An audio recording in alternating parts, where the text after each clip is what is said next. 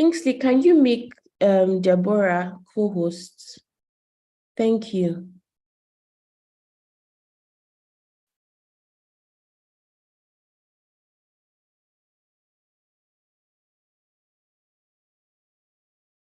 Okay, Debbie, you can try to share your screen again. Can you hear me? Yes, I can. Yes, I can. Please hold on while I please hold on.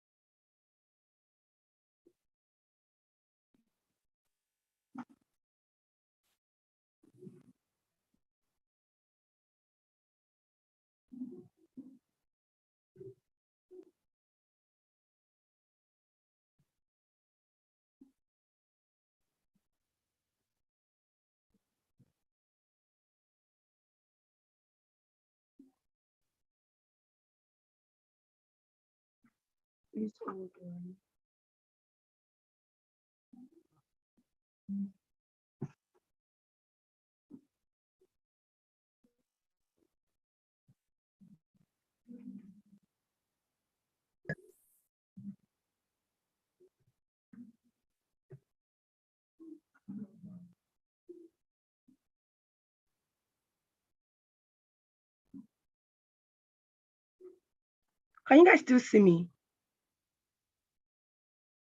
Yes. Okay. I'm trying to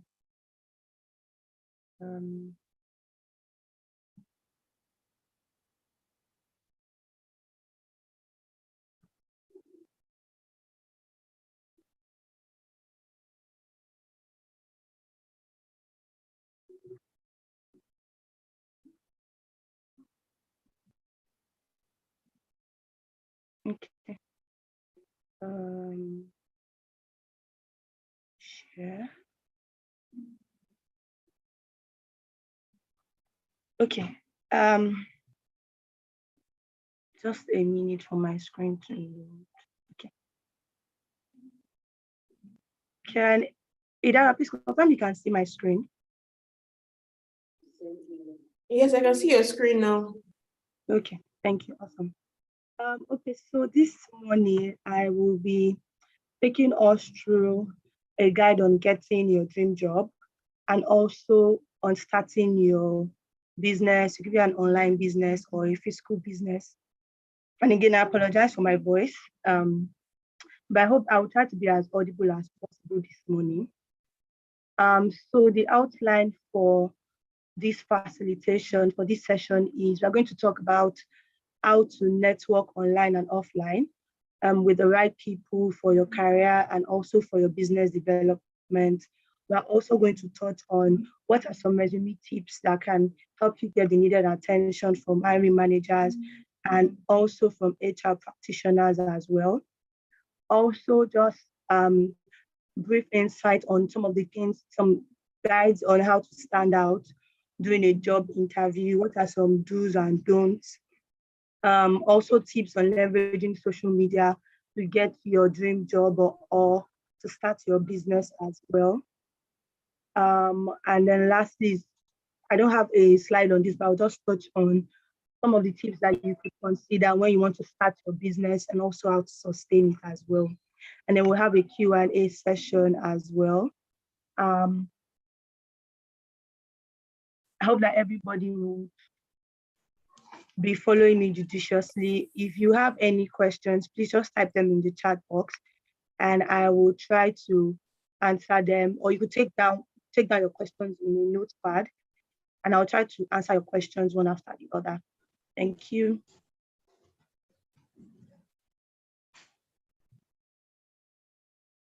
Okay. So,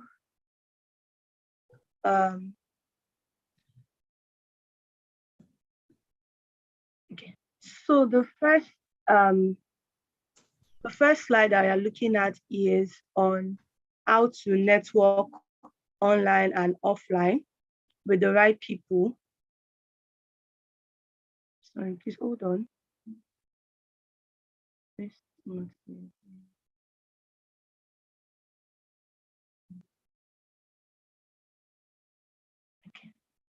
how to network online and offline with the right people for your career and also for your business development.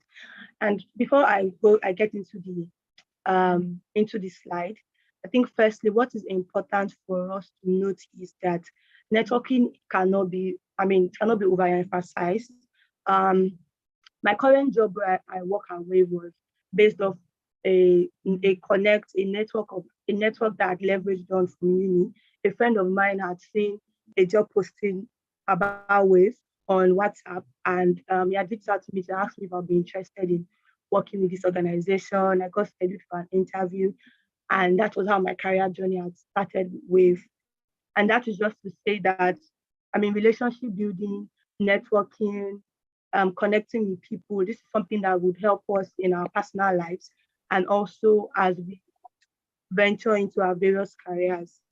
So how to network online. So networking online means that maybe how to network on social media. Maybe you joined a seminar or a conference online and you're wondering, how can I network with maybe the facilitator offline? How can I network with some of the participants from this session? Idara, please confirm you can still hear me. So I am not. Yes, I can still hear you. Yes, I can hear you. Thank you. And that. So networking online, like I said, is how to leverage on connections, your network, maybe on social media. Maybe there's someone on LinkedIn that you've always just admired and you just, in a way, want to be like that person, or that person is sort of like a mentor for you, but you don't know how to sort of connect with them, how to network with them. And I will touch down on some key tips that can help us with networking with people online. And if there's any additional thoughts I have around this, I'll also like share with everyone this morning. Sorry, I'm cold. So all of the people that are trying to join distracting me. Okay, so to network online, I think the first thing that is important is to start with the people that you have in your network. And this goes to say that your friends, your colleagues at work, your business partners, your university classmates, your classmates at uni, people like your colleagues at church, so your colleagues at the office, the church members, friends of a friend. So it will be important to leverage with those small connections first before you can now start to speak to some external people. And now that we play is, first of all, is connecting with them either on social media, maybe on LinkedIn, Instagram, on Twitter. And you could also start with engaging some of their content. So for instance, if there's someone on LinkedIn that you've noticed that this is somebody that you really like, you like maybe where the organization that they work, you like the work that they are doing, and you really want to connect with this person. This person is posting a content on LinkedIn. You could start by engaging their content. If this person is having a Zoom seminar, a conference, you could start by maybe attending, just show support. And these little steps that you take will sort of help you in getting noticed by this person, and also will help you to sort of have more information about this person that you want to connect or network with. So speaking to your friends, your colleagues, this is just people that you speak to every day, telling them about maybe your career dreams, your goals, what you want to do in the future. So when they see opportunities online that they think that you can benefit from, they are able to call you to say, oh, Vivian, I saw this opportunity online. I think you're going to be great with it. And this was something that helped me with getting my job at Wave, where my friend David I always speak to him about how I was very much interested in human resource. And he had seen an opportunity online and he had reached out to me to say, oh, Debbie, would you be interested in going for an interview with this office? And the rest they say is history. So networking, leveraging on the connects that you have, and not be overemphasized. I mean, you think that, oh, only the people out there that can help you, but I think you need to start with the connects, the networks that you have in your circle first. Leverage on those. Those are people that could refer you for opportunities. Those are people that could speak on your behalf in closed doors. So networking or leveraging that you have in your connect is something that I think that we need to imbibe as we move forward. Another tip is also, this is something that I try to be more consistent with last year, which is attending networking events, seminars, and conferences. Last year, at the beginning of the year 2022, I wanted to have, my LinkedIn was dead. I didn't post anything on LinkedIn.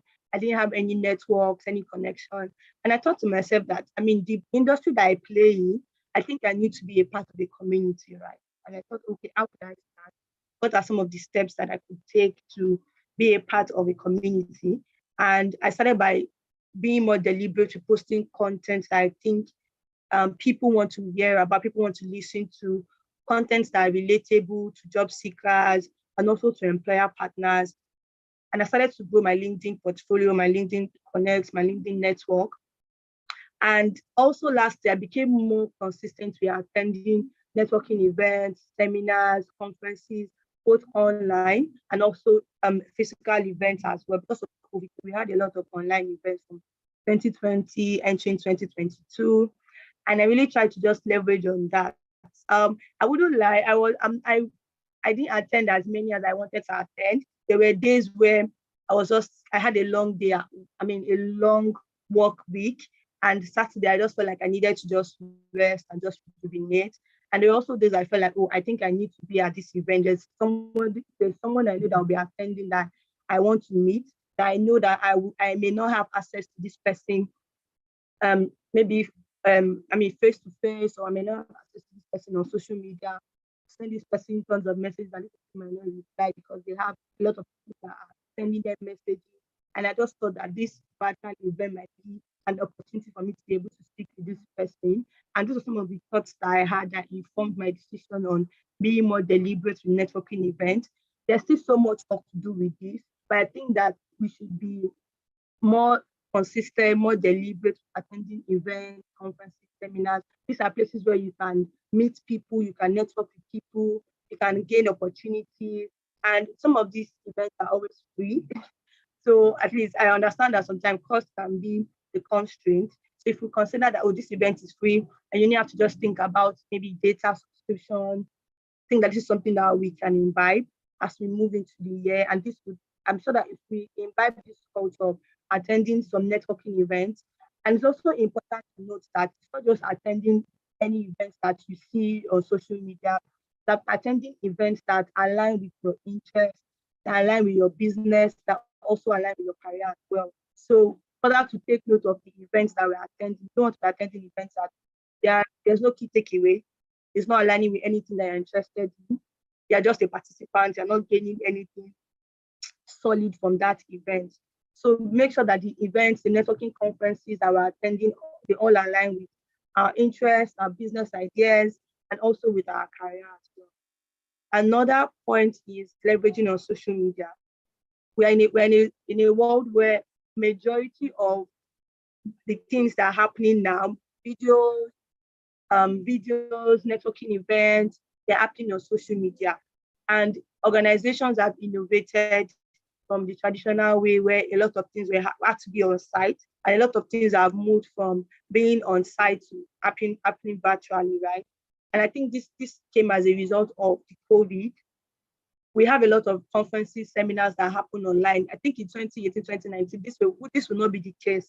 Events will happen basically on site. But now we've moved to a technology-based world where everything is now digitalized.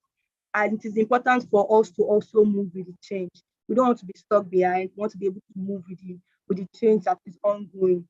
So leveraging on social media is something that I think is very important for us. The connections that you have on your Instagram, connections that you have on your Twitter, the connections that you have on your WhatsApp, just letting people know the things that you're interested in, letting people know your interests and your business ideas. For people that have businesses, online businesses, so one thing that is super important as a business is marketing. And majority of the core essence of marketing is happening online, right? So we need to get accustomed to social media, how social media works, how we can network with people on social media. It's so easy now that you will literally just take my phone now and try to DM Drake, I know that Jake is not going to respond to my messages, but regardless. So that is how we have opportunity. Social media is so broad that, I mean, we have access to some people that we might not be able to have access to. So it is important for us to be able to leverage on social media as well. Another key, last but not the least, this should even be the first thing is, I mean, what is the goal that you want to have from going for this seminar? Sorry, excuse me. What is the goal that you want to have for going for this seminar, for going for this event? I mean, for telling people about your interests, about the opportunities that you'd like, for telling your friend that I think I want to start, I think I want to take a course in digital marketing. I think I want to take a class in this, I think I want to take a class in that. So it's important that you have a goal in mind. And when you have a goal in mind, you're able to work towards that goal. Like, you're not just moving around in circles, right? When you have a goal in mind that, I want to be, for instance, if I have a goal that I want to be a key player in the human resource industry, right? Number one, I'll be looking out for networking events, conferences that are for human resource, that are for recruitment, where I believe that I can meet like-minded people like me, right? Also for social media, I mean, there's a fun part where we have to be serious with our social media, where we just put our pictures, our videos, but your social media could also work for you in a professional setting where you're just posting I mean, as much as you're posting reels, funny reels, you're also trying to also let people know some of the things that we're interested in. And then when an opportunity comes in, the person just remembers, I think Adedoyin is going to be a good fit for this. I think I've seen her post that she's interested in something like this, and they can reach out to you. And referrals are something that companies are very big on. Yes, organizations would conduct interviews and all, but organizations would still ask their employees, do you have anybody that you think is a good fit for this job, is a good fit for this role? And that will just put you a step into the door. So having a goal of what you want to achieve from networking with your colleagues, with your church members, like I said, there's no place where you cannot network and connect with people. Just having a conversation with someone, how are you doing? I'm Debbie, what's your name? Oh, I work at this organization, I do this, I do that, and just conversing with them. I'm very sure that if you continue to leverage on relationship building, it will work out for you in the end. So I'm not also saying that you want to use people mentality, right? I think it should come from a place of, I really just want to get to know this person. I just want guidance from this person. I just want people to know my interests, to know what I like, so that, I mean, at least they can help me. And no man is an island. We all need people to help us as we grow in our business and also as we grow in our career as well. Just before I go, I just want to be sure that someone just come up to me to just comment that I am not going too fast and you are understanding some of the things I am saying before I move on to the in-person networking session. Just anybody. Anyone. Just to be sure that people are following me and I'm not talking to myself.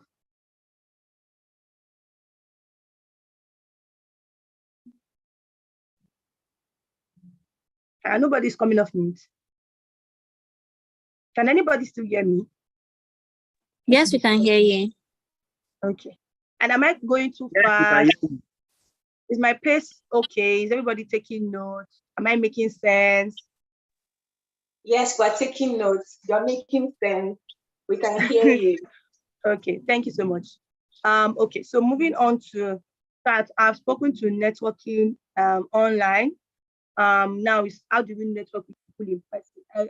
I also get cold feet when I meet an influencer or I meet somebody that I've only just seen online and I'm able to see them in person. I wonder, why not start that? Like, why do I hug them? Do I say I love you? Or do I say to them that will actually make a good impression to this person? And so for the in-person, is to have a plan, like what I said to the online networking, especially to have a plan. So I'm going for this event that's happening at Landmark, that's happening at my office, where people that I've not met before will be coming. What do I want to start from this event? Do I just want to just meet people? Do I want to meet people? Do I want to tell people about my career interest? Do I just want to connect with more people on LinkedIn? So it's important to have a plan before you go for some of these physical networking events. Secondly is to make connections, to follow up and to follow through. In the online, when I was speaking to the online networking session, I'd mentioned that, attending these seminars, these events is important, but you also have to be able to follow up with people that you have met there, because it's a situation where you meet someone and you guys have a chat. They're like, oh, awesome, I like what you're doing. Let's connect on LinkedIn. Let's connect on social media. And then once people connect, it's just silence from there. Nothing from you, nothing from them. You're not building on the relationship. There's no way you'll be able to cultivate that relationship to help the both of you in the nearest future. And I know that it is not easy to manage relationships in the world that we play in now. Even me, I struggle with managing relationships with my friends, we work and all of that, but it's important to try to follow up and follow through. So what following up and following through means is, if you meet a person at a physical event, right, and you exchange numbers or you exchange LinkedIn profiles, and you get, what you could do is when you could just send them a message, say, oh, hi, Mayomiko. It was so great to see you today. Really looking forward to us think more and maybe meeting sometime, just speak more like some of the things I shared with you at the event. And just that following up and that following up, just give an impression with the person. This does not go to say that the person could also send you a message, right? But since you are the one that really wants something from that relationship, so the following up and the following through in a way sort of falls on you. The other party could also follow up, that's fine. So following up and following through, this is something that you could do quarterly. And I mentioned on the online part that you could follow up with them, follow up with them on social media and on various channels. So the following up and the following through, you could also engage with their content online. If they're having sessions, webinars, you just contribute, just show up for them. And all of these things just make people feel like, oh, you support them and you're just there for them. And it will help go a long way in networking with people. So let's try to follow up with the people that we meet at events. It could just be a text message after, it could be a phone call, it could be a WhatsApp text, it could be anything just to make them know that, oh, I really enjoyed meeting with you today, and I really want us to foster this relation. Also, it is to ask for what you want in a professional and in a respectful way. So what this means is, I attended an event last year for the oil for the oil company basically, and an HR person from Philips Consulting was there, and my colleague Tolu, I have the colleague Tolu no longer with us. She saw the lady and was like, oh, that she wants to speak to that person, and she was going to walk up to her and just say hi and all of that. And she did. We went there together. She walked up to the lady. I was like, oh, hi, Tolu, I work at Wave. I really liked your session earlier. Can we connect with each other on LinkedIn and all? And then it was like, fine, sure. What's your LinkedIn handle? Like, and they connected there. It's just me, but I've lost Debbie. Debbie, can you hear me? Yes, I can, Idara. Okay, don't worry. Can anybody else hear me? Just to be sure, guys. And where did you lose me on? What was the last thing you heard? We're talking about Tolu, your colleague. Okay. Yes, I was just speaking to how we can ask for what we want from people in a professional and in a respectful way. And I was saying that you could meet somebody in an event and you could walk up to them, just try to get that confidence. I know it's not easy, but just try to get that confidence and walk up to this person, say, oh, hi, I really like what you are doing. I know you on LinkedIn, on social media. Can I connect with you? Can you connect with me on social media if you don't mind? Because we don't want to invade on anybody's privacy, right? So that is what I'm saying, to like asking people for what you want in a professional and also in a respectful way. And also it's just approaching people and just showing genuine interest. So we don't want to be users, right? We just want to let people know that, I'm genuinely just a fan. I genuinely just like the work that I am doing.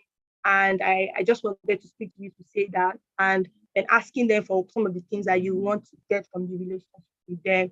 And the way networking works is, it might not benefit from benefit, benefit meaning that maybe you might not get anything from the relationship at that moment, but when you foster the relationship as you go on in the year, it might not even happen this year. It could be next year that the person will remember one Debbie that she saw at an event. I told her that she had interest in this. And they could just send you a message, call you, and then that is how, I mean, you could get a leg into that organization, or you could gain access to that opportunity that you're interested in. Also, attending networking events too happens online and also happens physically as well. You could attend networking events virtually, and you could also attend networking events physically. For one, I prefer to attend events face to face, because I just believe that it's just easier for me to walk up to people, speak to them, and it's easier for them to just put a face to me, right? Than online. I know online your pictures will be there, but for one, I prefer networking in person. But anyone works, it could be a networking event virtually, it could be a networking event in person. But it is important that we have a plan and we are able to follow up and follow through with our connections, and we leverage on social media as well. So that is all on networking online and offline. If you have any questions, you just take it out in a notepad and I will address them in the Q&A session. So the next,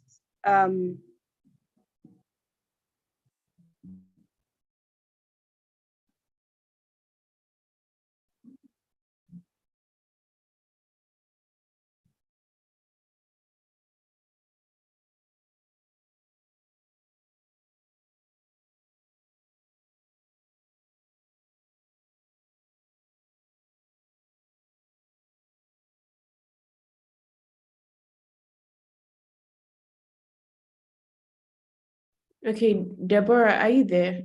Debbie, can you hear me? I think she's having a network issue.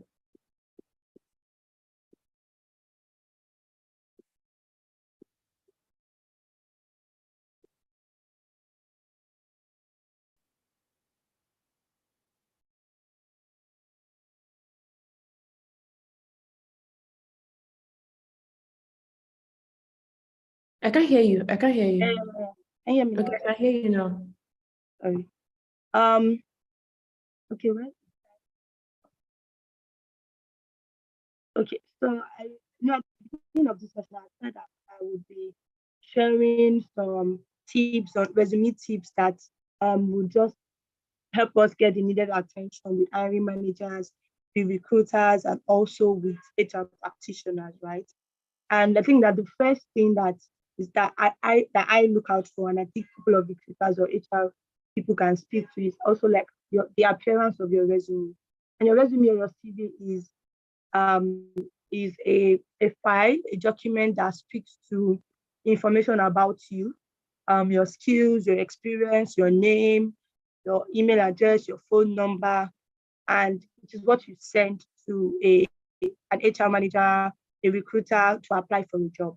So it is important that our CV is doing the job that it is supposed to do for us, because sometimes you might not be there to sort of tell them, oh, this is what I meant in this line. This was not what I meant.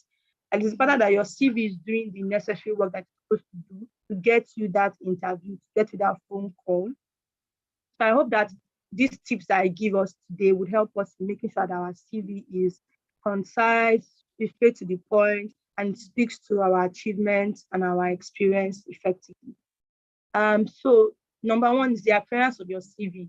Some people have seen a couple of CVs that are like very tacky. The name is up there, the phone number and email address is below. Their experience is on one side. Their experience, they are starting from they start their work experience from maybe 2022 to maybe 2019. Then the next one is 2007, 2002. So it's just very, very disorganized. So it is important that your CV is well organized, well put together. The fonts that you are using you use the same fonts all through. I'm not using like italics. I'm not using like all fonts that are like design fonts that I would have to struggle to like read what is on your CV.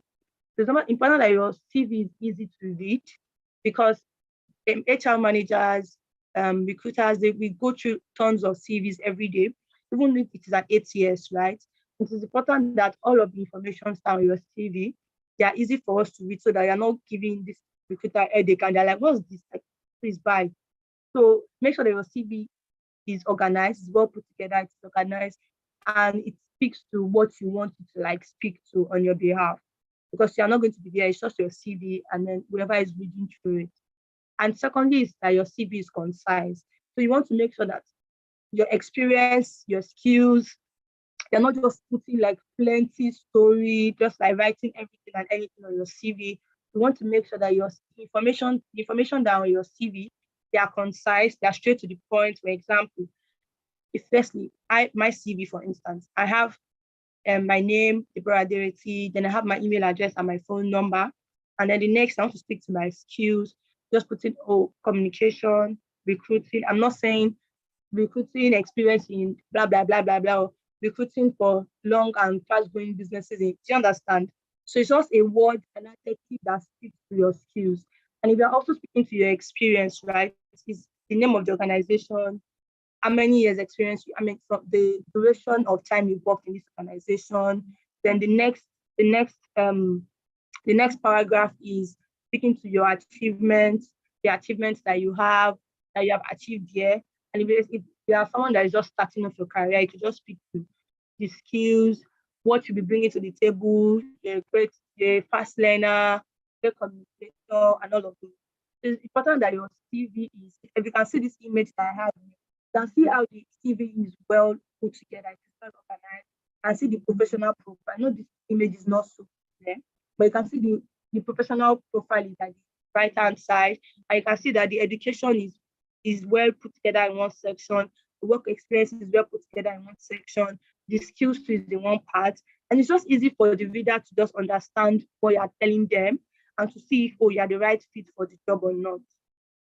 So also your CV has to include your skills, it also has to include your experience, and it also has to include your achievements. I really like CVs that speak to your achievement. Like a lot of people have experience, years of experience, 5, 10, 15, 20, but all of those experience that you have sort of gained, what have you achieved? What value have you brought to your organization?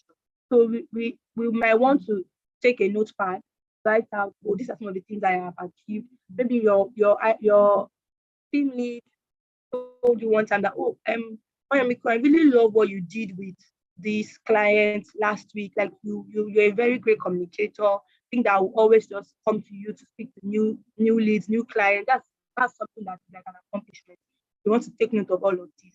And it's important that when people give us verbal or non-verbal feedback, we're taking notes of them, right? And these are the things that will help us with boosting our confidence, with pitching ourselves, and just with helping us articulate the right things on our CV. And I like to ask people around me for feedback. I ask my teammate for feedback. What do you think I'm great at? What do you think I can do better with? And if we ask people all of these questions, they might be able to tell us 1 or 2 things that we can add to our achievements, our accomplishments. Because sometimes you'll be wondering, what have I achieved? What did I achieve where I worked? I can't remember. Did I do anything to know me now? But when you speak to people, your colleagues, they're telling you, come on, they'll be like, if I need a problem, you're the one I'm coming to meet. You know that, that means you're a problem solver. I don't know if what I'm saying makes sense, but you could gain some insight from the people around you. It could even be your family member. You can just ask them, what is something that you think is my strength, that you think I'm good at? What's something that you think that is my weakness, that you think I can work on? And these are some of the things that we are conscious of and we are able to sort of like put into our CV or our resume. So your CV has to have the necessary skills, it has to have the necessary experience and also achievements. So there are theories that say that your CV should be tailored to the job that you're applying for. Sometimes I believe that can be very tedious because today you're applying for a customer service job. You have to edit your CV to make sure that it's tailored to a customer service job, or you have like 5 different CVs for 5 different roles. I mean, that is something that you can do if you are able to sort of manage that. But also your CV could also have all of the various experiences that you have. But what you can do is to make sure that the job role, so for instance, if you have worked as a customer service person before and as a sales manager before, right? And now you're applying for the job of a sales manager. What you could do on your CV is to make sure that the sales manager job that you know that that's what whoever is looking at your CV is looking out for. Make sure that it contains all of the achievements, contains the necessary skills, and that column contains the necessary experience for that job. I hope I'm making sense. So those are some of the tips that could help you instead of having tons of different CVs for various roles, customer service, for this, for that. And if you are able to manage, and if you are able to manage all of those, I mean, having different CVs, that's also fine. But if that is something that you feel like is seniors for you, you could also just try out some of the things that I've said now. Also, important to avoid typographical errors, spelling errors. Just review your CV before you send it out. A job application, a job ad that you saw online. Make sure that all of the quotations, the wordings are spelled correctly. You don't want to send a CV that has typographical errors here and there, and then the hiring manager or the recruiter is wondering, what is this person even saying? So please make sure that you are reviewing your CV, you're looking out for spelling errors, make sure that you're able to sort of adjust it and edit it. That's also like proofreading. So always proofread your CV, always proofread your CV as you go. And also it is important to always update your CV as you grow into your career. There are some people that the last experience that is in their CV is from 2002. I am wondering, what have you been doing all these years? They're saying, oh, I've not had time to update my CV. So it's important that as you get a new job, you just quickly edit your CV, add that experience in your CV, and that is good to go. And when your CV is well updated, is well put together, you are able to, I mean, when somebody speaks to you today and says, oh, I have an opportunity for you, can you send me your CV? You are not running around trying to put in figures, trying to edit it, all restless. You already have your well put together and well updated CV that you're able to send over to this person. So it's important to be well prepared and to not start like running all around last minute. Also, include the significant information and avoid irrelevant information. So I think I mentioned that you don't want to just write irrelevant information, stories that nobody really wants to see.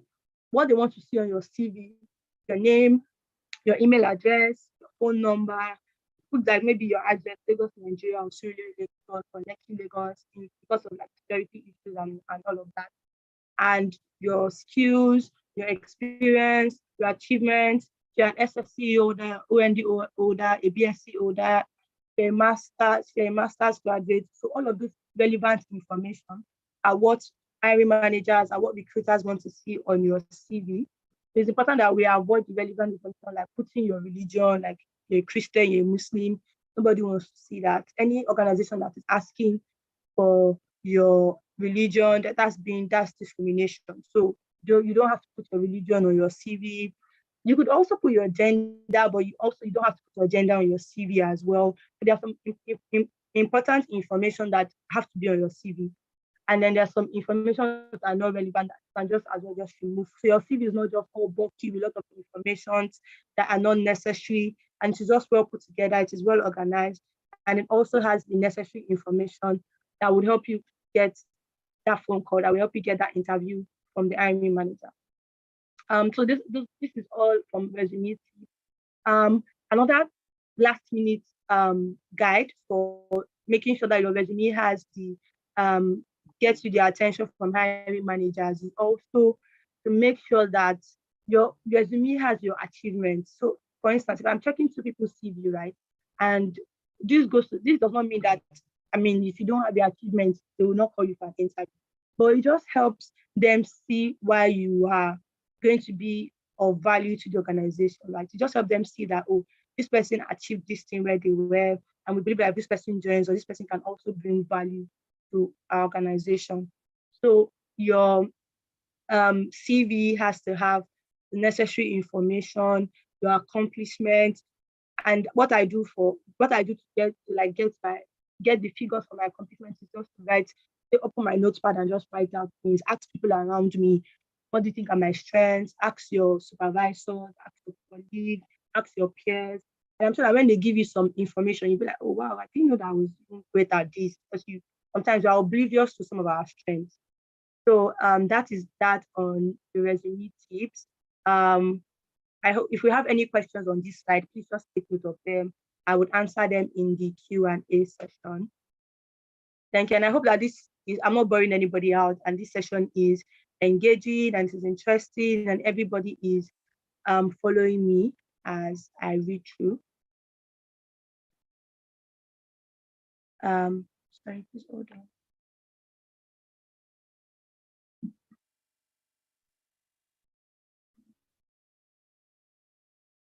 Okay.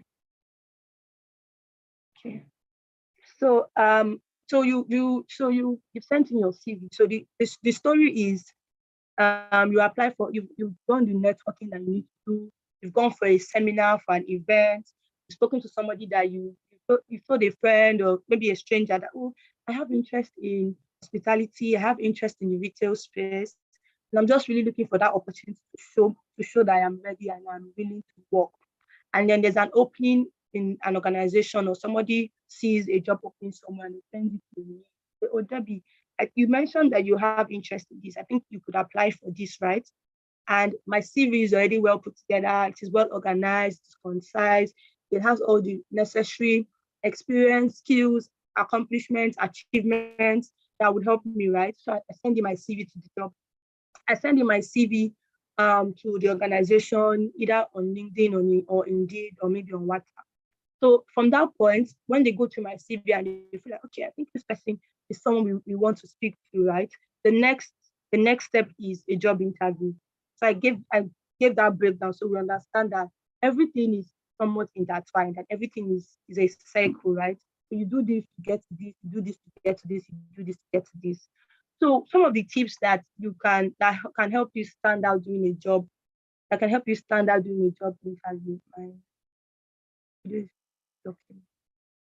is to research about the organization, right? This cannot be overemphasized. I say this all of the time. Sometimes organizations will not ask you, what do you know about us?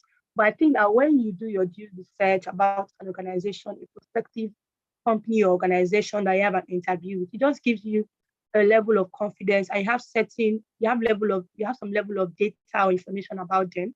And if, for instance, they ask you, what do you know about us? You're not caught off guard. You're able to say, oh yes, I read up about you. I know that you do this, I know that you do that. And I believe that I will be of value to this organization. There's a saying that says that, if you don't know something, you can't help someone, or if you don't know something, you can't be of value. So, when you understand that, oh, this is where they play in, I think that I can be of value in this part, in this section, in this department. So that just gives you upper hand. Other candidates they did not even do their research. They just showed up and they want to be interviewed. So researching about the organization just helps with standing out during a job interview, and it helps you and us generally in just having confidence and just having like an upper hand in a job interview. Also, it is important to apply for jobs that you have interest or you have the necessary experience. And what this means is, yes, we all want to be supervisors or managers or top executives in organizations, right? But it is important to note that we all have to start from somewhere. And when you have interest, when you have passion for something, you are able to talk about this thing with so much passion, you're able to talk about this thing seamlessly. They ask you a question, you're able to answer the question very, very, very well, in a solid way. And I believe that people that do things that they like, they are able to stand because of time. They're able to stay on a job for a very long time, or stay in that or play in that industry for a very long time. So imagine a business developer applying for the job of an HR manager, right? Like, this person does not have the experience, or the person could have the interest for the job, but the person does not have the necessary experience, right? So at that point, it's either the recruiter or the hiring manager is saying this person does not have the experience, or because on his CV he had highlighted that I am somebody that is willing to learn and I'm looking to transition into the HR space. They could say that, let's see, maybe you could start as a junior human resource person and the likes. So it is important that we are not just applying for jobs aimlessly, just any job that we see, we're just applying for them. So make sure that you're applying for the vacancies that you have the necessary experience for, or for jobs that you have interest in. And I believe that this would help us stand out during a job interview. You know, when you have something and they ask you about, your face just lights up. And that's very, very they're just very, very articulate. They're very, very happy to talk on it because this is something that I have interest in. This is my field. This is somewhere that I play in. Also, it is important to always look presentable. And this could be in a virtual interview, or it could be in a virtual interview, or it could be a um in a face-to-face interview, right? And in Zoom interviews that go on now, they ask people to turn on their videos, right? And so you don't want to turn on your video and then you don't look presentable, or you are being interviewed and you're in the marketplace. So it's important that you are well put together, you are well organized, you look sharp, you look presentable, and when you look good, you feel good. When you look good, you feel good. And I always tell my candidates, alumni, work-ins that, I mean, do not go for a job interview looking unkept. I mean, look good. Nobody says you wear your Sunday best, but just look very presentable. And first impressions last longer. When you look good, you are very confident. You've done your research about the organization. This is a job that you are passionate about. You look the part. I mean, all of these things will just help you stand out during a job interview. And if for any reason that job, that vacancy does not fall through, right? They could always consider you for a job, another one, because you made a lasting impression on them. Or they could even as much as recommend you to another organization to say, there was this particular candidate I interviewed that I think might be good for this opportunity. So you don't know. So interviews are not just a cast in stone, a one-time thing. From interviews, people build lasting relationships from job interviews as well. Also, it is to read up about the job role that you are being interviewed for. You apply for the job of an human resource. You can check up on Google interview questions for this role. How to answer questions like this. I also watch YouTube videos as well for job interviews as well. You can even also listen to podcasts, and all of these things will just help you be well prepared for a job interview and will just help you stand out during a job interview as well. Also, it's important to ask the right questions. Like questions like, oh, what does success look like on this job? How do you make money? Where does your revenue come from? What is like your staff attrition? What's your turnover like? Retention? What's the culture of the organization? The questions to just know if that organization is even the right place for you. And I always tell people that a job interview is a conversation, right? Just think of it as a conversation where it's like a trade by barter, where you're selling something and someone wants to buy what you're selling. So you're bringing value to an organization and they want to pay you for the value that you're bringing. So don't think of it as you have to you're desperate or you have to kneel down for someone. It is a formal conversation where you are selling something to an organization and they want to buy it. So in a case where what you're selling is not what they want, and that's when they'll get back to you, say, we're sorry, we will not be going forward with your application. And there are other places that you can as well just keep applying for, and I'm sure that something good is going to come out from it. So when you have the mindset that, oh, this is a conversation you're having with someone where you're pitching yourself, you're pitching yourself on the skills that you have, your experience, why you should be hired for the job. And so if you're unable to pitch yourself well, they'll feel like this person is not the right fit for the job. So just have the mentality that a job interview is a sales pitch. I know how sales people always have their pitch well put together so that they get leads, they get sales. So that is the idea that we should have for a job interview. You have to be well prepared. You have to be well prepared.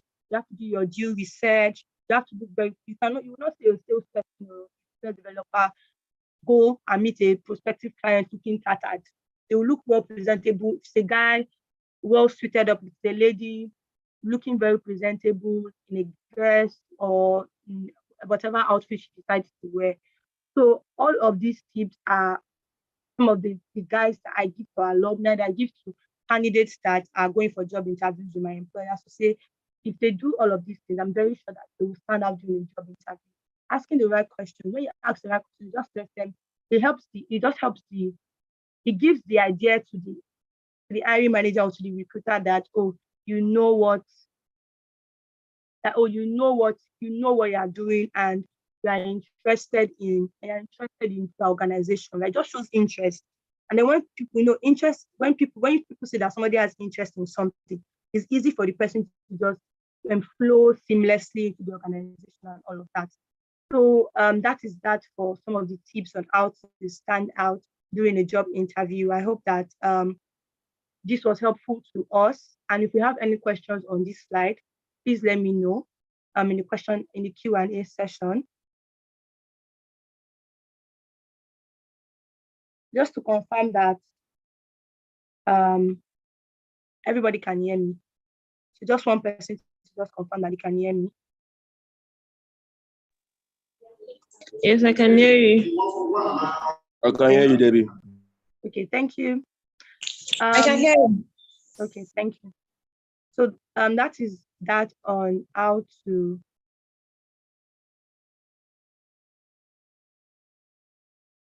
stand out during a job interview.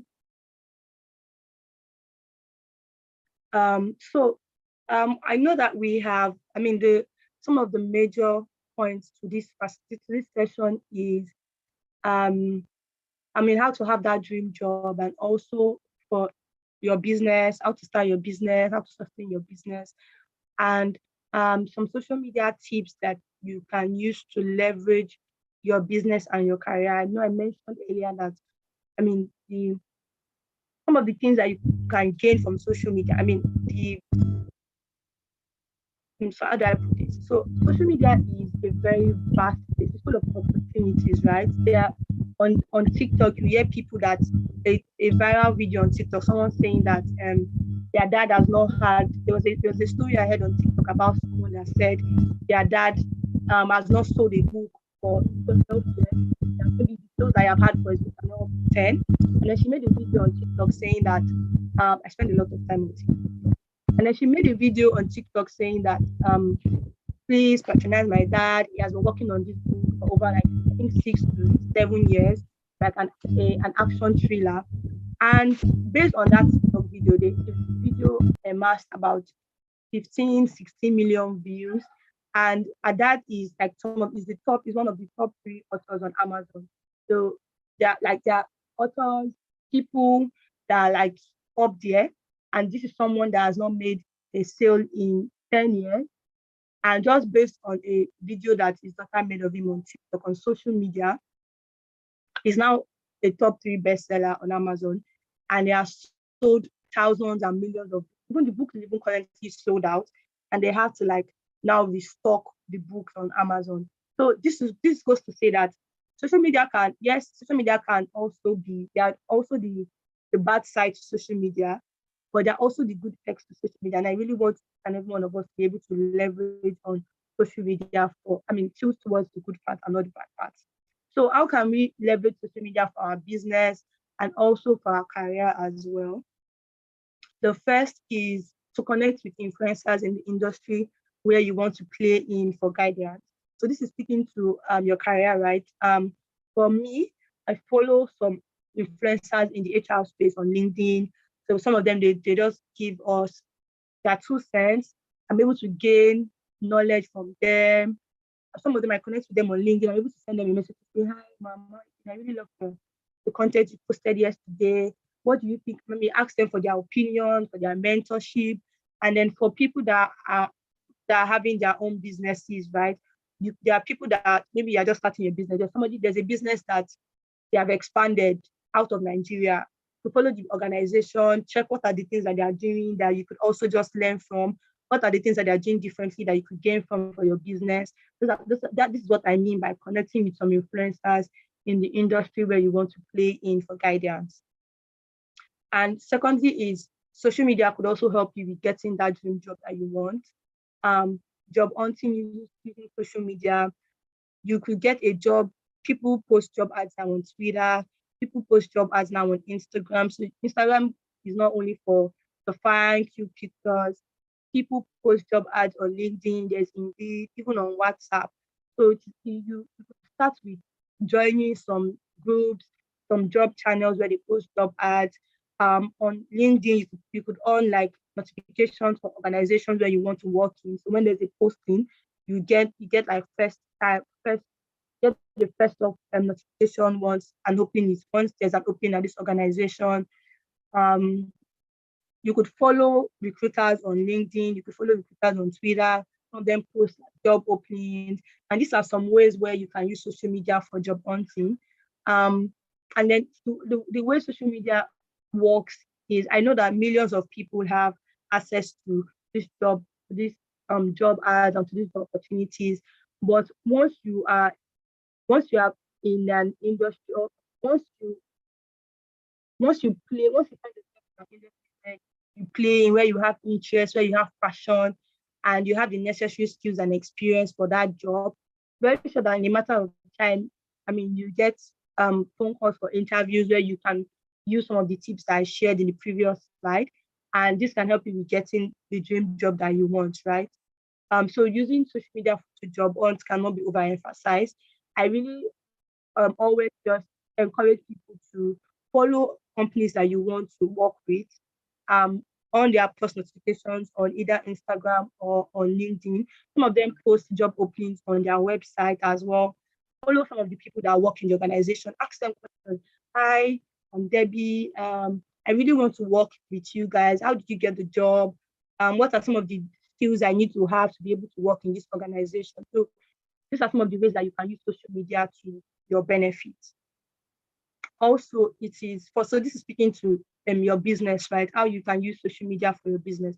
Before you start your business, you need to be sure that your business is meeting a demand, right? Don't just want to start a business and you're wondering there are no customers. You need to think of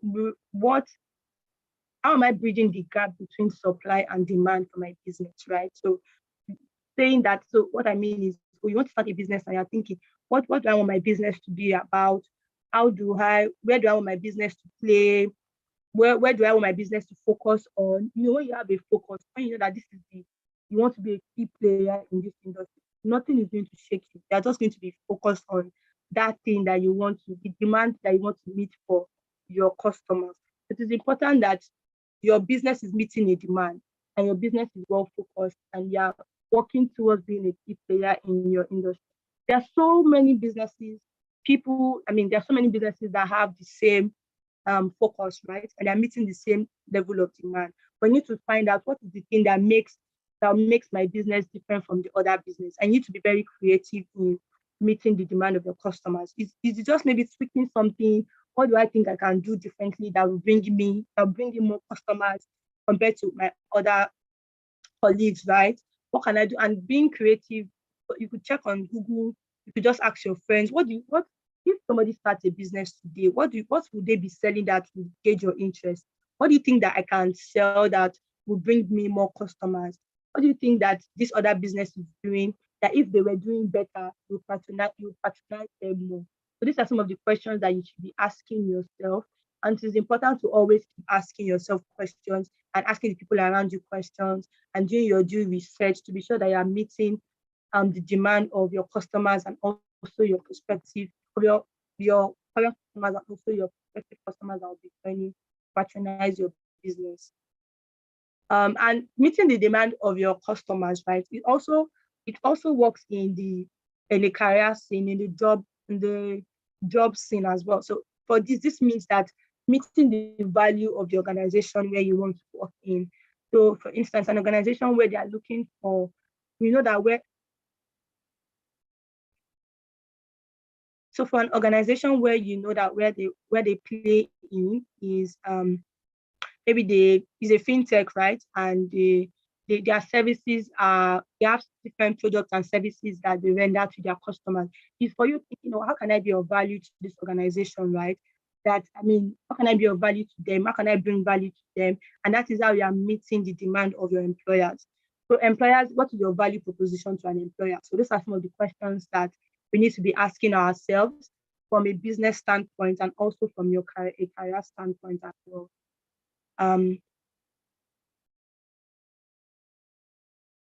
Also, it is research about your dream company and how you can add value. I already spoke to that in the meeting the demand. So this is speaking to like from a career perspective. When you've done your due research about an organization, for instance, you want to work at Wave, done your due research, you know that we are trying to bridge the gap between unemployment and underserved youth, right? I think, how can I be of value to Wave? You can start from your community, the people that your neighbors, telling them about our soft skills training, recommending them to our academy, be trained. So these are some of the little ways that you can start to bring value to an organization. So I just use Wave so that you understand what I mean.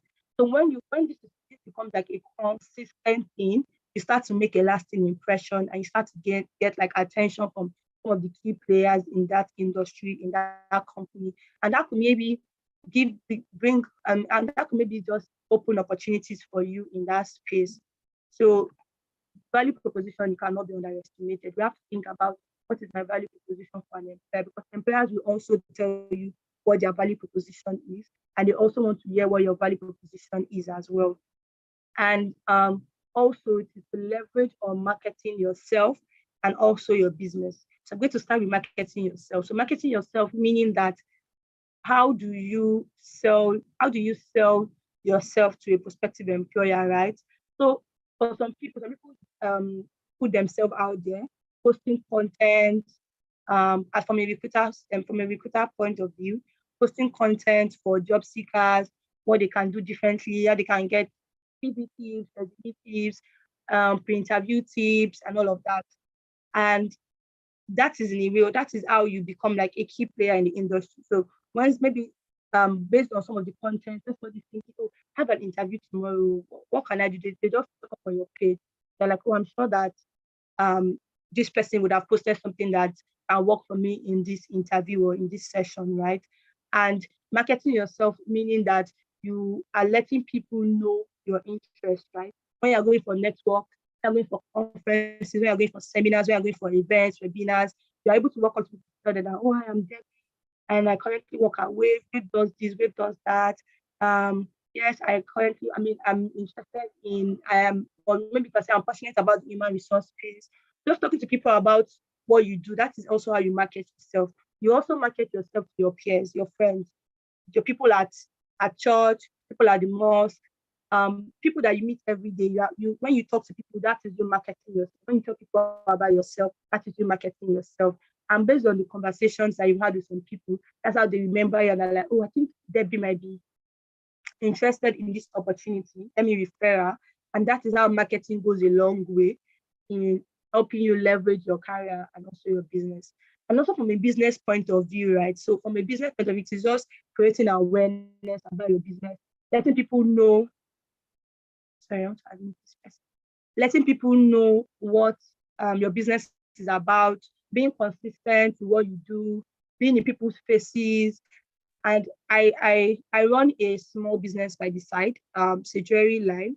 And one of the things I noticed was that, when I'm posting my products on WhatsApp, on Instagram, sometimes nobody is saying anything. People do not engage. They just they move on with their life.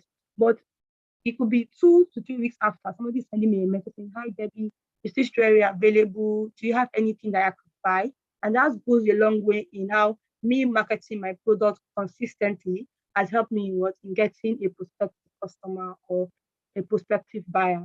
So marketing on social media, you could run paid ads, promoted ads, you could work with influencers, you could be just telling your friend about your business, your friend telling people about your business. And when you market yourself effectively, right, people are able to talk about your business to other people, and that goes a long way. And that is how word of mouth is very, very important. So it's not only about spending money to run paid ads, promoted ads, about your business, about your career, about your career interests, and how are they helping you, and how are they sharing all of those interests with other people. Excuse me. So those are some tips on how you can leverage social media for your business and also for your career.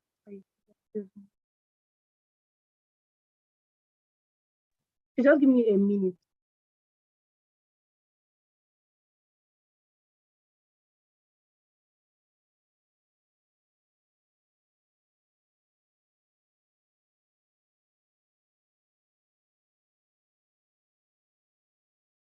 Back now. If we have any questions on this slide, please just take a note. When we get to the Q&A session, I will answer our questions.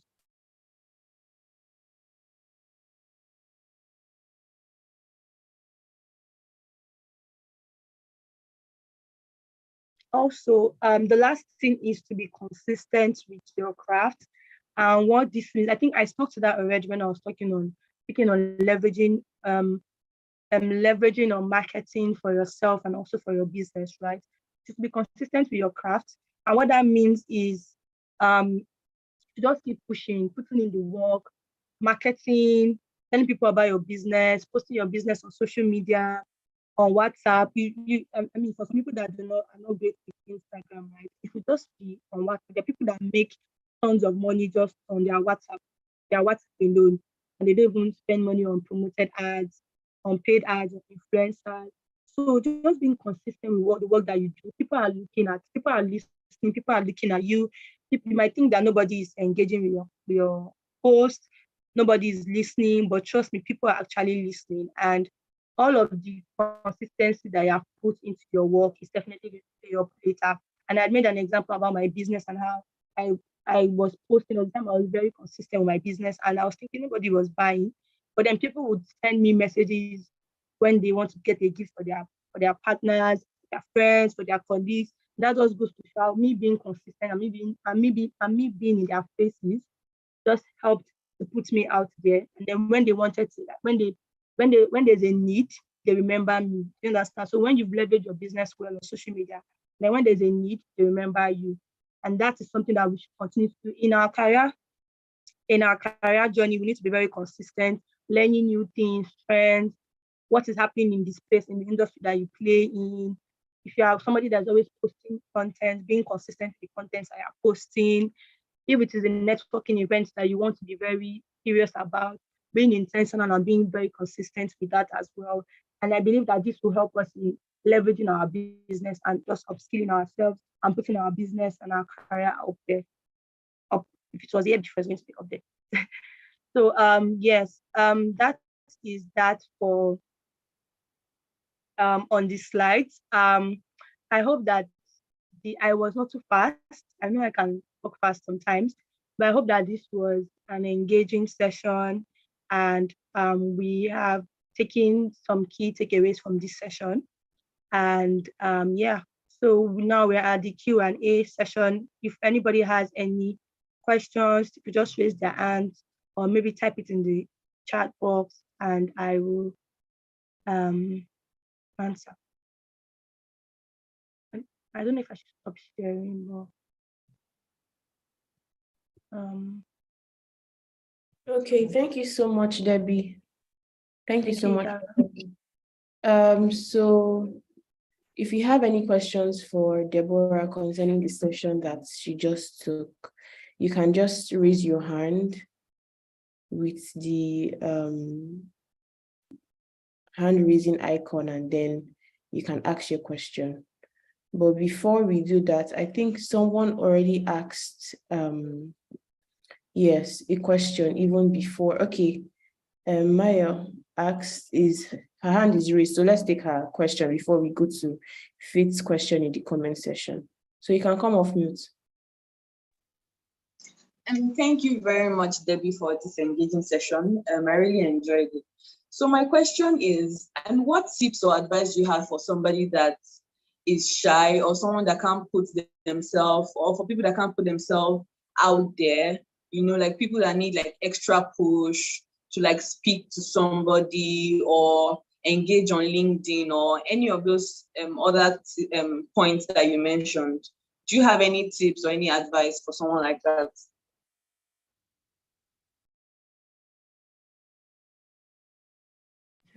Thank you, Mario, for your question. Yes, I think that it's not, firstly, it's important to know that I know it's not easy to walk up to people and strangers and try to like have conversations with them, right? But one of the things that could help is just, you can start with taking just writing out what you want to say to them. So for that, and this is speaking to like the people that you meet face to face, right? Maybe it could be, or you and okay, firstly, I think what could help is if this is somebody that you know before, maybe you know them on social media, you know some of the things that they do and all of that, that would give you like upper hand. So you know when you meet somebody and like, oh hi, I'm Mario, I follow you on social media, I really like your content. It just breaks the silence and they're like they just feel like, oh, this person is really interested in the work that I do. And you guys are able to like have like a very, very seamless conversation. But for maybe someone that you've not maybe for which is a total stranger, right? I think that you just try to ask yourself, what do you want to gain from the conversation with this person? So what if it is something that you think that if you believe that, oh, you need to walk up to them to ask them, you need to walk up to them to speak to them, like just try to muster the courage. Okay, and you could even tell them when you meet them, I'm actually very shy. I'm a very shy person, so forgive me if I stutter. Just sort of like remarks will just make them smile and be like, ah, that's fine. How are you? And hopefully the person is someone that is very nice too, and they don't make it awkward. Um, you could also take notes of what you want to speak, what you want to tell the person before you go there. That is very, very helpful when you just write out, this is what I want to tell this person. Hi, I'm Mayo, blah, blah, blah. Or and then when you read it to yourself easily, when you walk up to them, you practice a lot and you're able to just flow with them easily. I hope that this answered some of your question, Mayo. On did anybody hear me? Yes, it does. Thank you very much. I have a second question. Okay. Okay, my second question is, do you have a preferred or a recommended CV format? Okay. To be fair, I don't. So there are thousands of there are sites that have like millions of various TV formats that they use. I don't think that people really pay attention to the CV format. I think that what recruiters, what I remember, I'm actually speaking for myself and for some people, what we look out for is what your CV is telling us, right? Like for instance, so excuse me, the resume that I shared on my screen, that is a format that works for one person. Another person could have all of their skills, experience just on on one sheet and not divided. That resume I had shared, and it was demarcated in a way. So it really depends on the CV format that you want to use. But it's important that the CV format that you're using, there are no like figures, design, like somebody that's trying to do graphic design with their CV, with like a lot of images and like colors, like green, yellow, blue, all of that. So those can be very distracting. So I would not recommend someone doing their CV in that way. But in as much as whatever CV format you use is speaking to your skills, your experience, your accomplishments, your achievements, your name, and all of the necessary information that will get the attention of the hiring manager, that's good to go. So I don't have a preferred CV format, just a CV that is well organized, well put together, and is telling the story that you want it to tell. Did that? Thank you very much. That was helpful. Okay. Thank you, Mario. You're welcome. Okay. Okay, so David, there are some questions in the comment section, so I'll just read it out for you so that you can answer. So I think Faith asked the same question that Mayo asked. The resume on the screen, is it a good way of arranging like your CV? So it was your answer, yes. Yes, I said that yes, it is. Okay, so Matthew's question is not really a question, but he said your session was an engaging one, and may I request to connect with you and Of course. other things. Okay, so probably before this session ends, you can just drop your LinkedIn profile link in the comment section so that he can just easily connect, and people that would like to connect with you can just connect with you as well. So Kama says, please, can you throw more light on resume? So Kama, would you come off mute to share like what specific thing would you like her to throw more light on? Because this is very general. It's like a generic question. So would you like to come off mute and share what you would like her to throw more light on concerning the resume? So Tolu asked a question. I get easily discouraged when I post what I want to sell on social media, and I don't get any reactions or comments. It makes me lay low and not wanting to post anything. How do I get over this? So this is Tolu's question. Should I repeat the question? Yeah, no, I can read I'm reading the comment.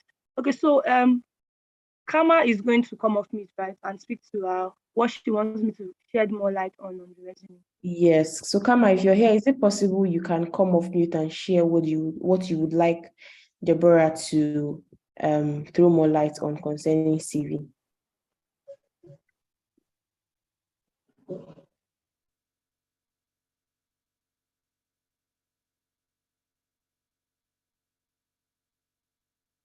Okay, so we'll just wait for whenever she can speak. I'll just Yeah, you can just go ahead and answer Tolu's Yes. question. Yes. Okay.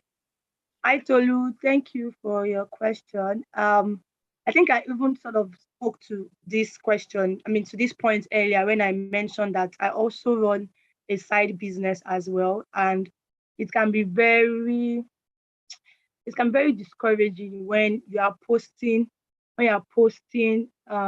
your products online and you don't get any feedback, nobody's engaging, nobody's buying. But I think that what I learned from that is if you are consistent with what you are selling, first of all, if what you are selling is meeting the demand of people, I don't know the kind of business that you run, Tolu.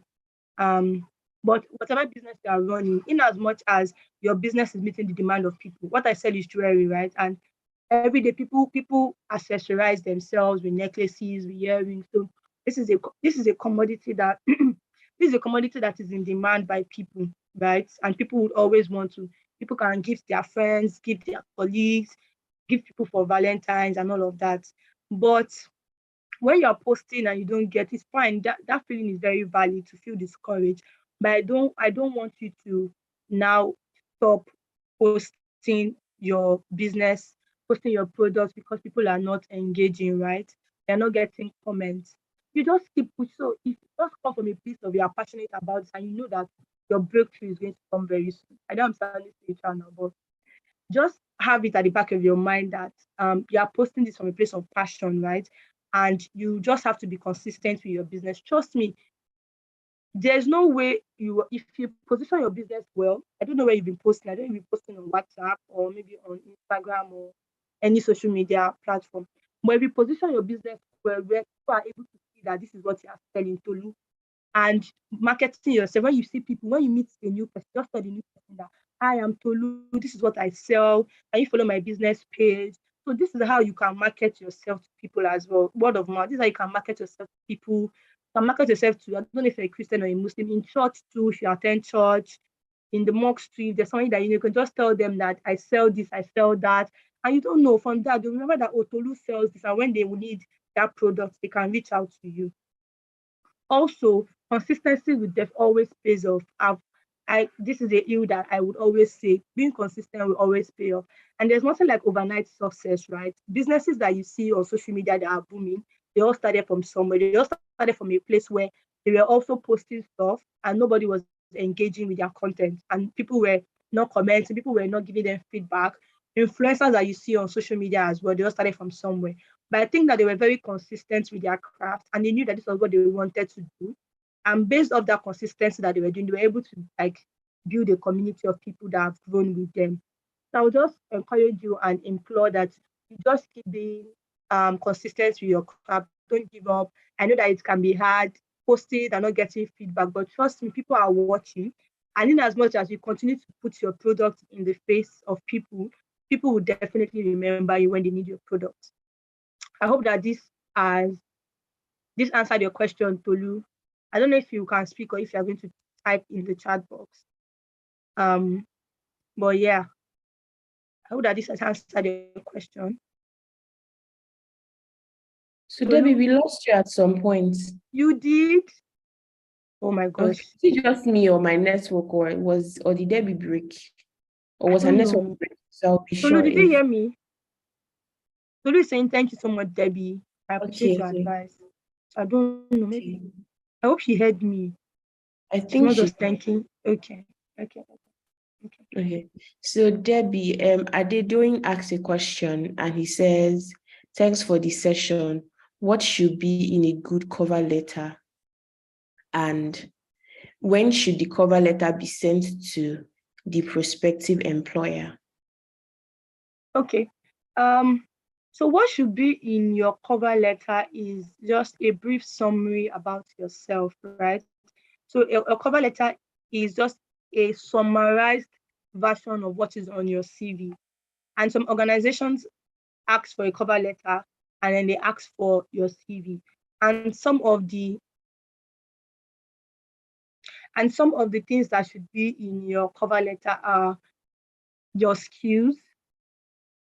So if your CV is a more detailed version of like tons of skills that you have, but your cover letter should be skills that aligns with the job that you're applying for a customer service communication, right? One that is very social, someone that is very someone that is a good communicator, someone that is very social, someone that is a problem solver, because you're dealing with people, so you need to be on top of your game.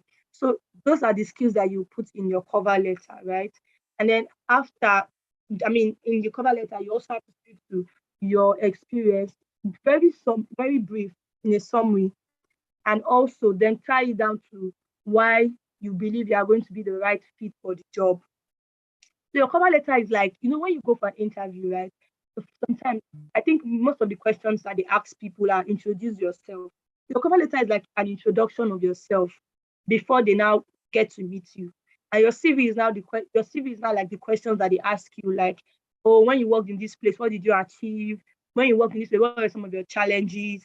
Your cover letter is like a brief introduction about yourself that like what you tell an HR manager when they ask you, "Oh, how are you doing? Please kindly introduce yourself. We want to meet you."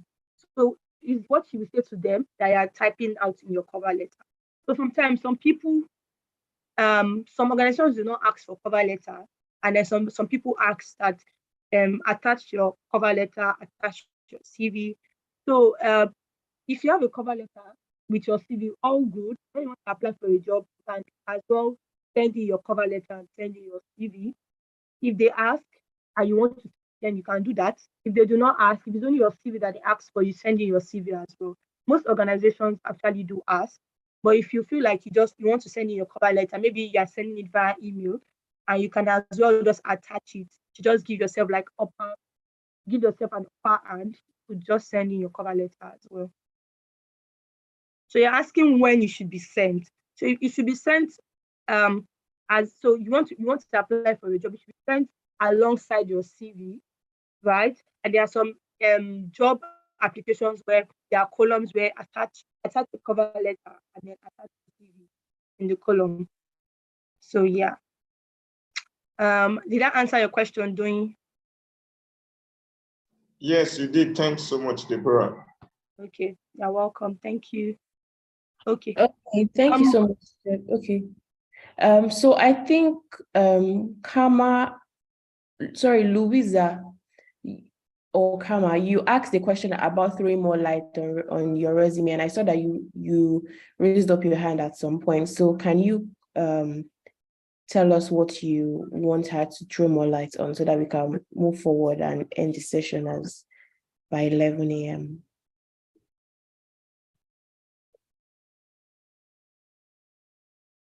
Okay, sorry about your network. Is it possible that can you try speaking now?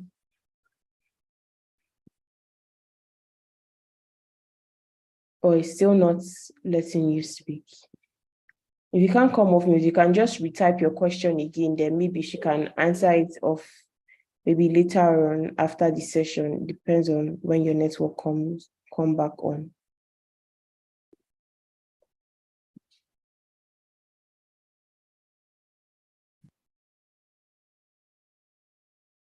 Okay, so moving forward, while she's trying to sort out her network. So Debbie, I have one question because of time.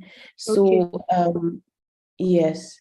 So I would like to know what someone without any experience, what should they, put on their CV, or what is the best way to present their CV in a situation whereby the person does not have any experience.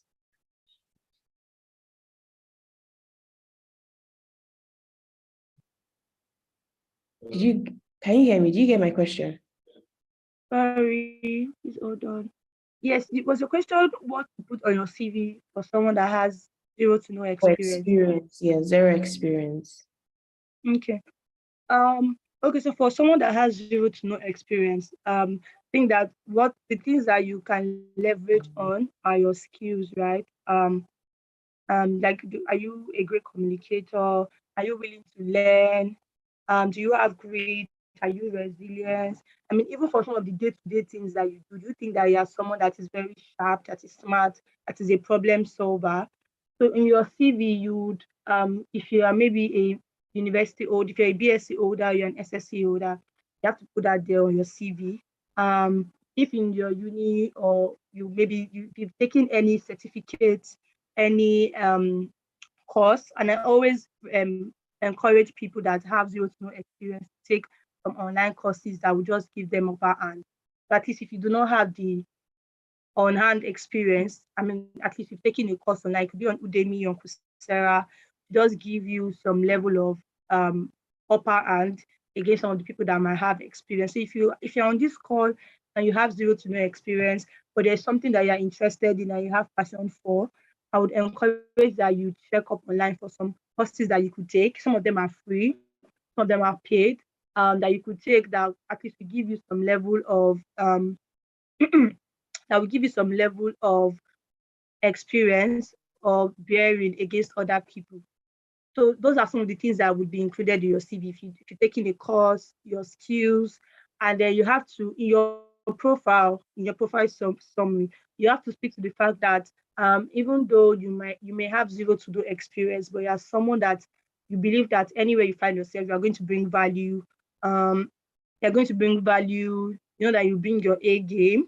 And if you are lucky that from that stage, maybe it's for a position where it's an entry-level role, so they don't mind that you have 0 to no experience, right? When you get to the interview stage, that is where you have to have done your research about the organization. You already know where you can bring in value, and you are able to articulate those points very well for somebody that has 0 to no experience. So for someone that has 0 to no experience, you have to let them see that you will be able to get the job done and you are competent for the role. And if that makes any sense. So that's why you have to make all of the information that you can garner from their websites if they have, or if they don't, to speak to people that have worked with the organization before. And then all of those information are some of the things that you speak to in the interview stage. But it's fine if you have 0 to no experience. Everybody started from somewhere. It's what you have that you put on your CV, if that makes any sense.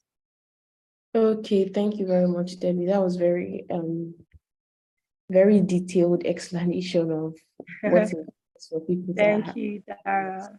Thank you. So Louisa just dropped what she meant by trauma. She said, please, can you list the necessary information needed in a CV? So okay, please hold on. I want to send Matthew a direct message because I can't access his LinkedIn profile now. Sorry, please hold on. Okay. So Matthew, I sent you a message, a direct message, because I know you asked me to trying to check your message. Yeah, you asked me to review your LinkedIn file. So just send me a direct message. That's my WhatsApp number, and then we can chat offline. Okay. So to Louisa, was it Louisa? Yes. So some of the necessary things that should be on your CV are your name, your email address, because interview updates will be sent to you by email, your phone number, because sometimes they might want to have a quick phone call interview with you. Also your skills, your experience, your accomplishments, if you're a graduate from any university, if you are if you, for instance, maybe you're a fresh graduate, I don't encourage you to put it on your CV, just remove it from your CV. So just it's important to just put the information that would help you. Do you understand? So it's like when you send in your resume, you're unable to sort of defend yourself. It is what is on the CV that they are going to work with, right? So you have to make sure that all of the information that are there, you have to be honest, to not lie, but all of the information that are on your CV, they are going to be very beneficial to you and they are representing you very well, right? Information like your religion, please do not put that on your CV. Like whether you are married or you're single, do not put that on your CV. I'm a bit I'm not too sure about like your gender because some people might want like maybe a guy or a female for gender balance. They might want to put your gender there so they know that, oh, you're a female and you're on the right course. But like your religion, your state of origin, your local government, all of those information are not necessary. So they don't have to be on your CV. But just remember that your name, your name, your email address, your phone number, your home address to just be Lekki, Lagos or Surulere, Lagos because of security issues, because your CV could go far and wide. So maybe just Lekki, Lagos or Surulere, Lagos. Your skills, your experience, your accomplishments, your achievements. If you've taken any professional course, put it there. Your educational background, those are the information that be on your CV. Did I answer your question, Louisa?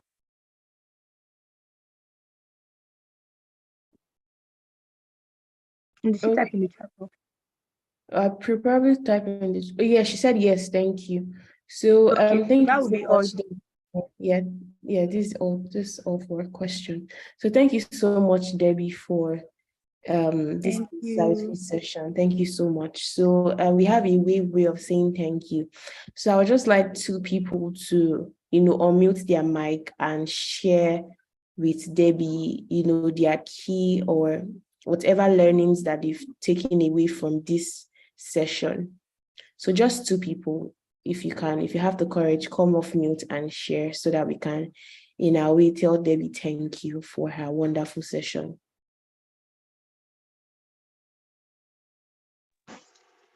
Hi, everyone. Hello.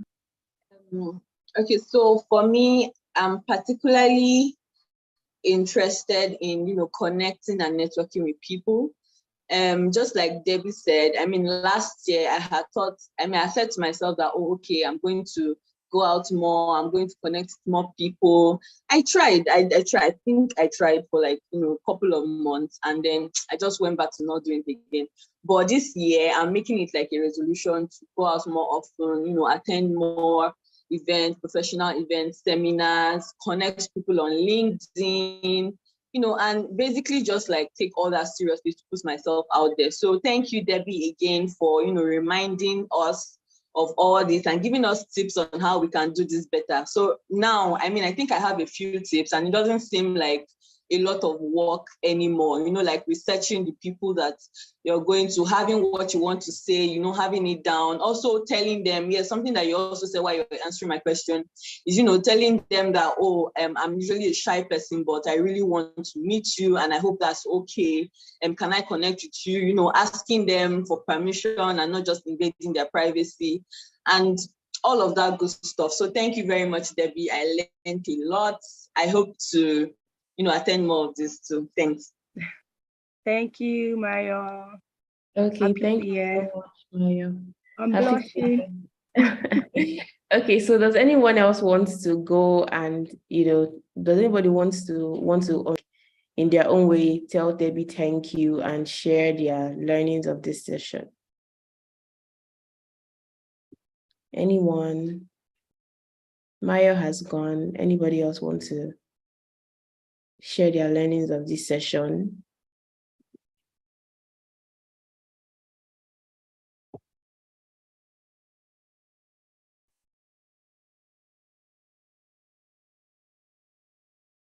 Okay, anyone? Louisa, Adedoyin, Eunice, Malik, Matthew, anyone want to go share their learnings for this session? Okay, yes. Okay, Samuel's hand is raised. So Samuel, you can unmute your mic and share.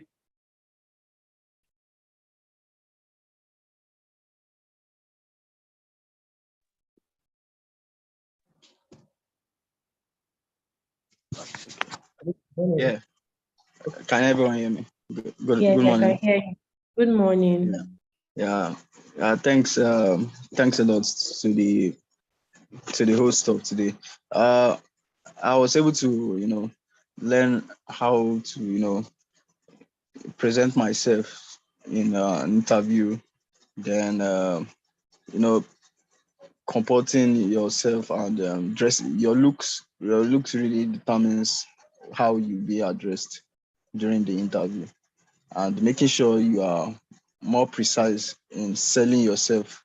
I say you have to fall in line with what your interviewer, like the person that is interviewing you, is asking. So you don't dig around the bush. So you have to be straightforward and make sure your CV has been well consulted. And meanwhile, for those that don't have experience, I learned how they are going to prepare their CV and present themselves towards interview. So majorly, you have to just look good and make sure you don't look like someone that is not prepared for the interview. So I really appreciate today's meeting. Thank you so much. Thank you very much. Thank you. Thank you guys for listening. Happy to hear. Okay. Fine. Okay, thank you so much, Debbie, for this wonderful and insightful session. And thank you so much for everybody that Sarah, stayed. please hold on 1 minute, please. I want to Okay. share someone asked for my LinkedIn profile. I want to share with the Okay. person. Just give me a minute.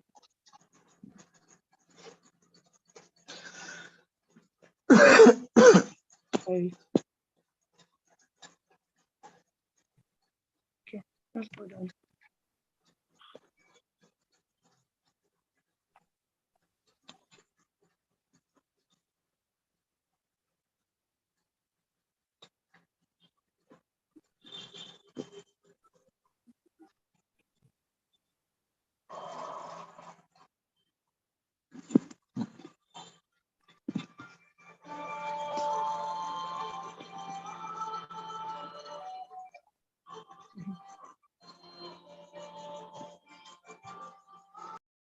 Okay, I'll share.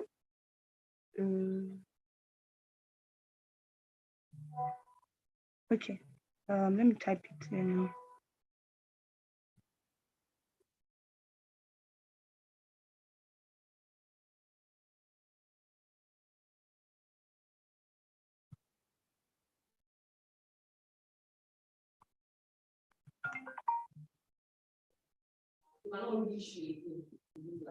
Okay, so what are you trying to share, Debbie? Yeah, I'm typing it now. Just hold on. Okay, so while you're typing it, we can just, Yeah, I can sure. just. Go ahead. Yeah, wrap up. Okay, so thank you so much, everyone. Like I said, I just dropped a link in the comment section that you can click on the link and share your feedback concerning this session. This feedback would help us support you better and to make this session better for future workshops. So if you can just click on the link and share your feedback concerning this session, it will really go a long way to help us and to make the workshop coming up next month be even better and more to be even one of the best workshops we've attended. So thank you so much, everybody. This is 1 minute after 11. So I'll just like to tell everyone, thank you once again. Thank you so much for coming on this session. And I hope that this session was as impactful and insightful as it was for me. And see you next month for another engaging and insightful workshop. Please don't forget to fill the feedback form that was shared or that I shared in the comment section. So Debbie has shared her LinkedIn profile for those that would like to connect with her or LinkedIn, and maybe, I don't know what you'd like to, get from her, but she has shared her LinkedIn profile. So you can also click on the link and connect with her on LinkedIn. Thank you so much once again. See you next month